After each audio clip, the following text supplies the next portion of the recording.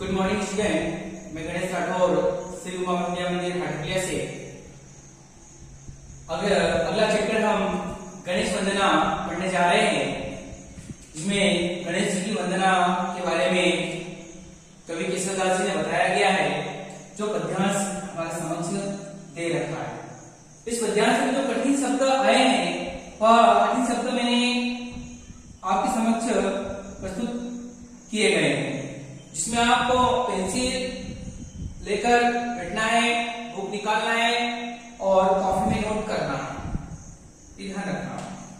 जिसे कठिन शब्द में बताया गया इसमें मृणाली, मृणाली का अर्थ यहाँ पर होता है कमल। मृणाली का अर्थ बताया गया है कमल की डाल, है ना। जो अब आगे बताया गया है कराल, कराल का अर्थ क्या बताया गया यहाँ पर? कराल कराल में आता है विकराल, मतलब भयानक, जो भयानक रहता है उसको विकराल बताया गया है। अकाल मतलब असमय, अकाल बताया गया है यहाँ पर इस चैप्टर में, जो असमय आया, असमय। और दिही, जो दिही का अर्थ बताया गया है यहाँ पर, जो हमारे समक्ष है, दिही में मतलब बड़ा लंबा समय से, तो मतलब कहीं जो समय से जो चल रहा है। पद्मिनी, जिस प्रकार से आगे बताया, पद्मिनी का अर्थ यहाँ पर बताया गया है कमलनी। पहली का अर्थ बताया गया है हठपूर्वक, जो पहली होता है यहाँ पर बताया गया है हठपूर्वक। पटवे मतलब भेद देना। कलुष का अर्थ होता है पाप, जो कलुष का अर्थ हमारे समक्ष बताया गया है पाप।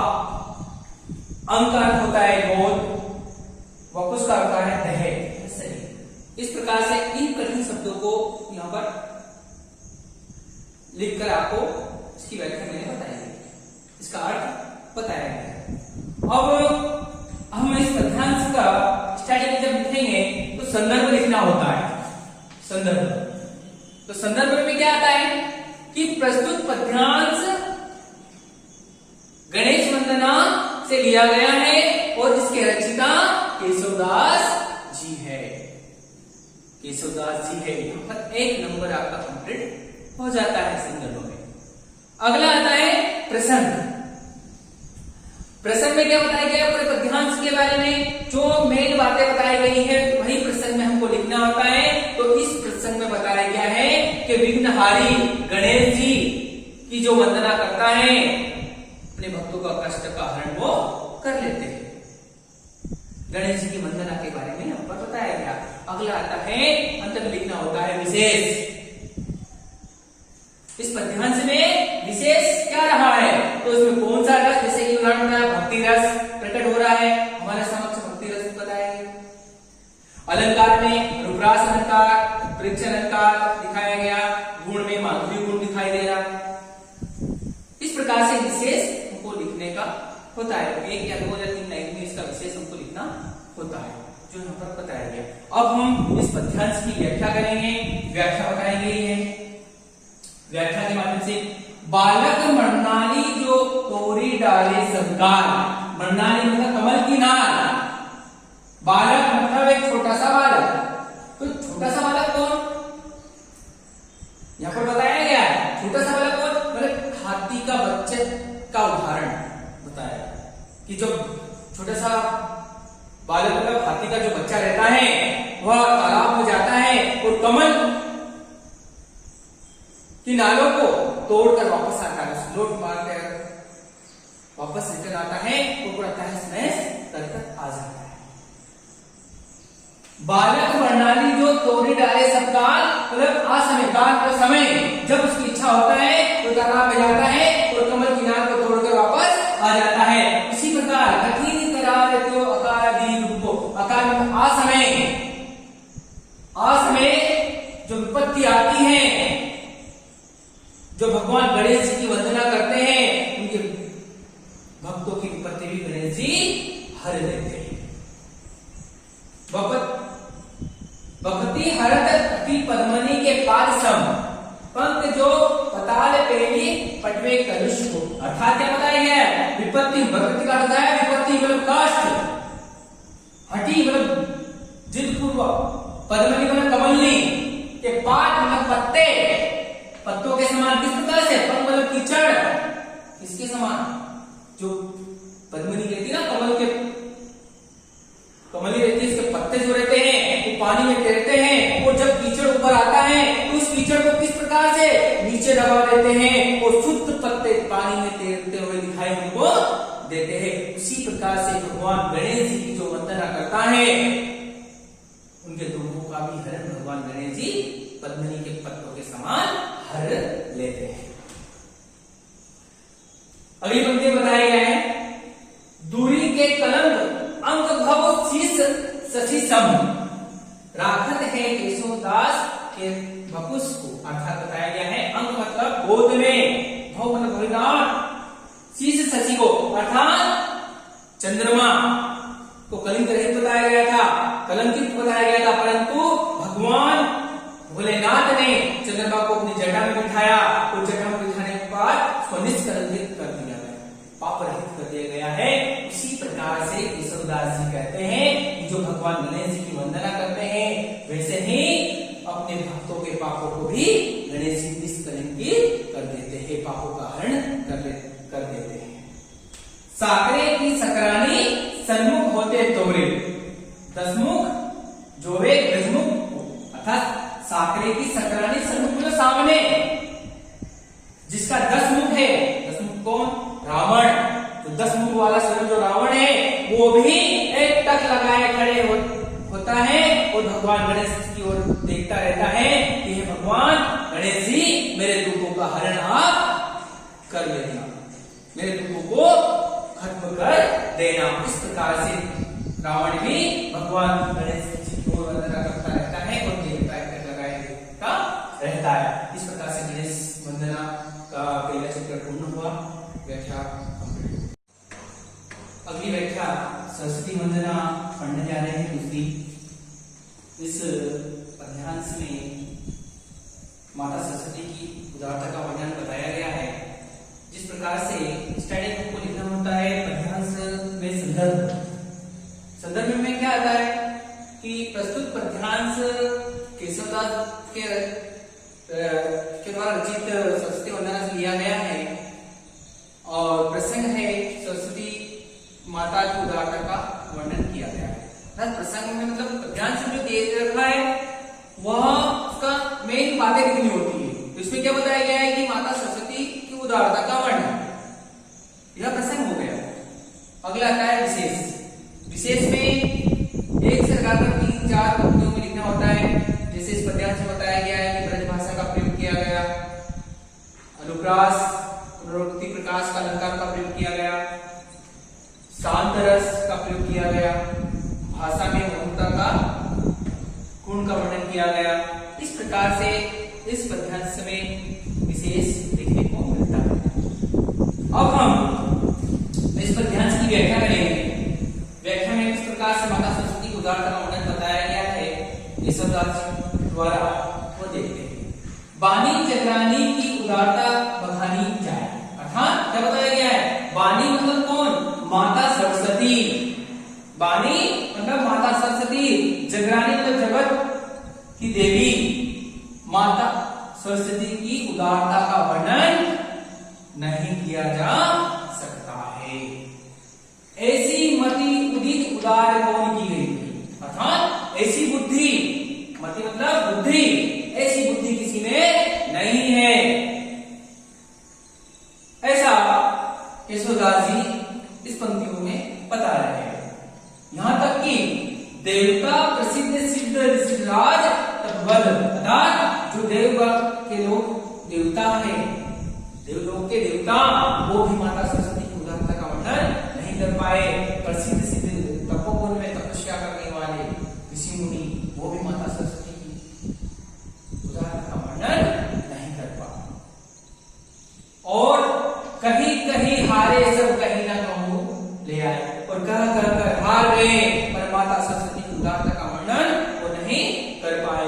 यहाँ तक कि भावी भूत वर्तमान जगत बखाना, भावी मतलब भविष्य को बताने वाले, भूतकाल को बताने वाले, वर्तमान को काल को बताने वाले इस संसार में बखान करते हैं, वो भी माता सरस्वती की वंदना का वर्णन करते करते वो भी हार गए, परंतु माता सरस्वती की उदारता का वर्णन नहीं कर पाए।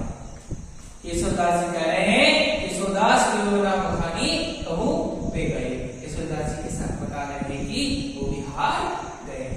आगे की पंक्ति बताया गया है, पति बने चार मुख, मतलब माता सरस्वती के पति कौन? चार मुख वाले ब्रह्मा जी।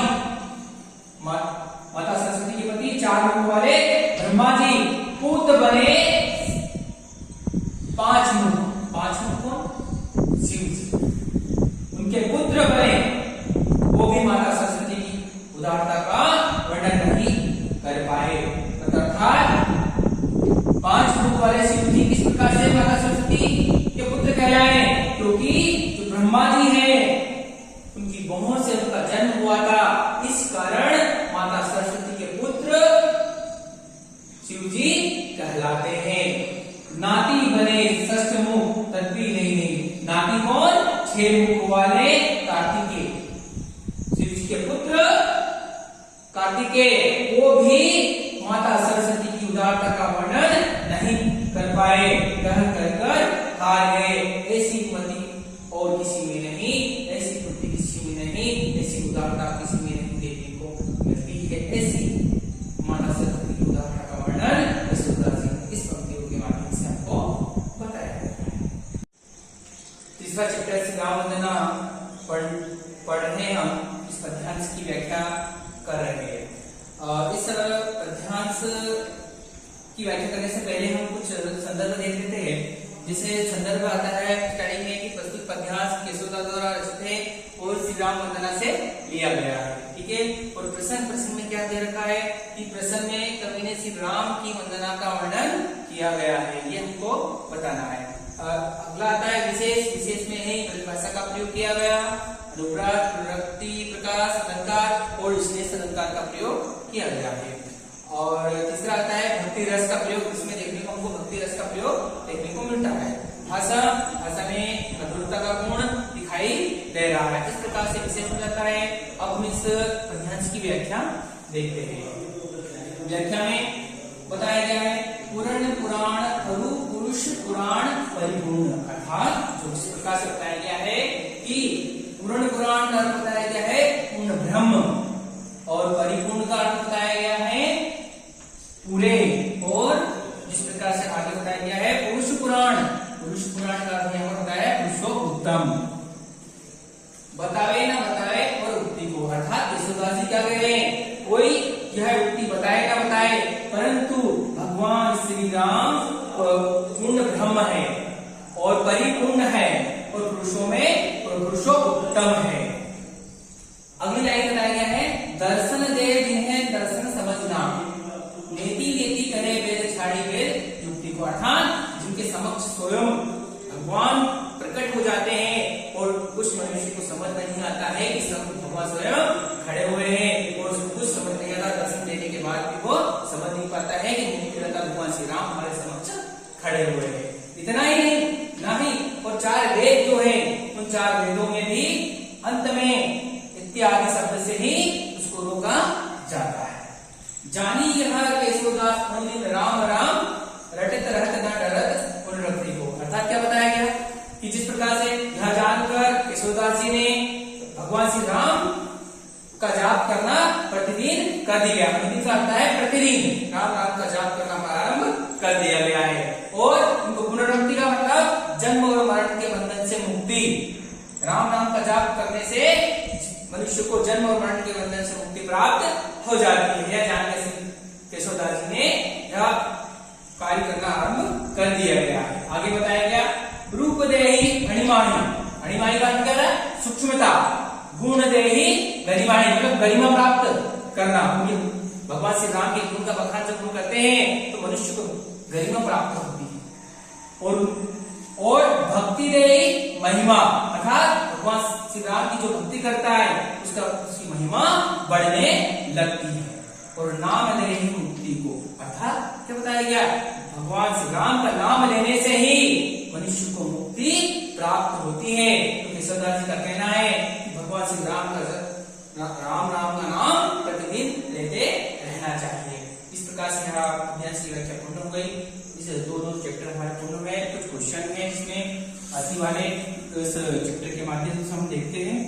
जैसे बताया गया इस चैप्टर में कि 80 वाले क्वेश्चन में मेरा की भक्ति किस भाव की थी, तो हमने पूरी व्याख्या जो पढ़ी तो हमने देखा था कि मेरा की भक्ति दाम्पत्य भाव की है।